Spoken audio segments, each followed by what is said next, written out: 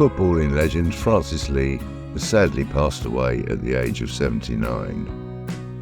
Born in 1944 in Lancashire, Lee started his football career with Bolton Wanderers, who he played for from 1959 through to 1967 and scored 92 goals in 189 appearances. In 1967 he joined Manchester City, with whom he stayed with until 1974, making a total of 249 appearances and scoring 112 goals. City's manager, Joe Mercer, signed Lee for a record £60,000. That wouldn't even be a week's wages for most players in this day and age, but that's the way it was then. In his first season at City, he scored 16 league goals in 31 appearances, and he played a crucial role in City's push for the league championship. Mercer described him as the final piece in the jigsaw in what was a really strong team, with players like Tony Book, Colin Bell, Mike Summerby, Joe Corrigan in goal. In the 69-70 season, he was Sydney's top scorer, which was an achievement he would subsequently match in the next 4 seasons. His tally that season included one of the most important goals of his career, a penalty in the final of the European Cup Winners' Cup. Lee was a very physical, barrel-chested striker with a ruthless shot, and he once scored 15 penalties in a single season.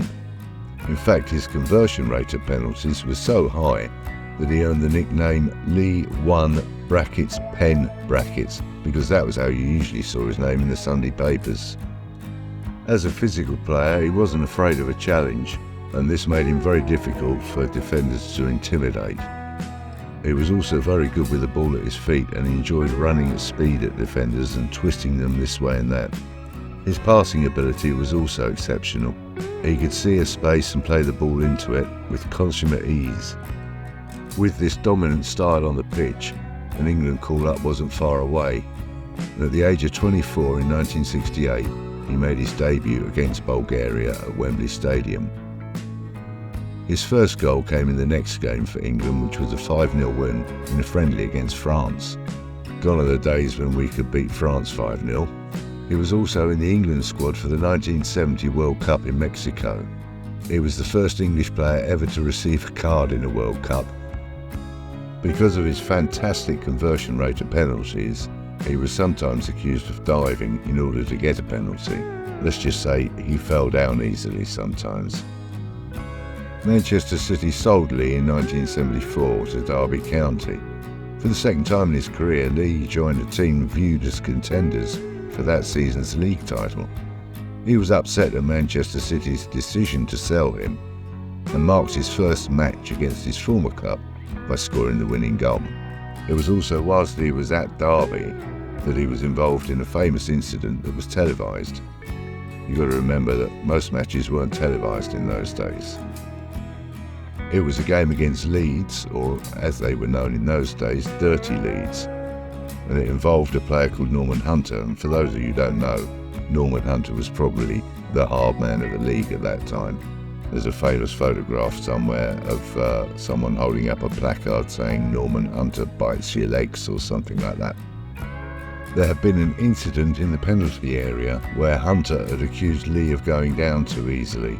It ended up in fisticuffs, and Hunter, however, as I mentioned earlier, Lee wasn't intimidated. Both players were sent off, and then as they were leaving the pitch, they started on each other again, with Lee giving as easily as good as he got, if not more. Between Hunter and Lee. But quite how much of that the referee saw, I'm not sure. And it looks to me as if it's broken out again. It's broken out again, and now this time a complete free-for-all. Lee and Hunter were walking across to the far side. He was definitely one of the era's characters in an era full of characters. You had to be quite special to stand out in the company of people like Bobby Moore and Bobby Charlton, Ron Harris, Jack Charlton, Jimmy Greaves, Dave Mackay. It was a time of legends, but Francis Lee was certainly one of those. After he retired from football, Lee went into business making toilet roll and kitchen roll from recycled paper, and they once employed the comedian Peter Kay. In 1994 he became the chairman of Manchester City, but had to step down 4 years later. He also had a successful career as a horse trainer. In 2016, he was appointed Commander of the Order of the British Empire, CBE, in the New Year's Honours List for services to football and charity. Francis Lee died at the age of 79 on the 2nd of October 2023 after a long battle with cancer. Francis Lee, rest in peace.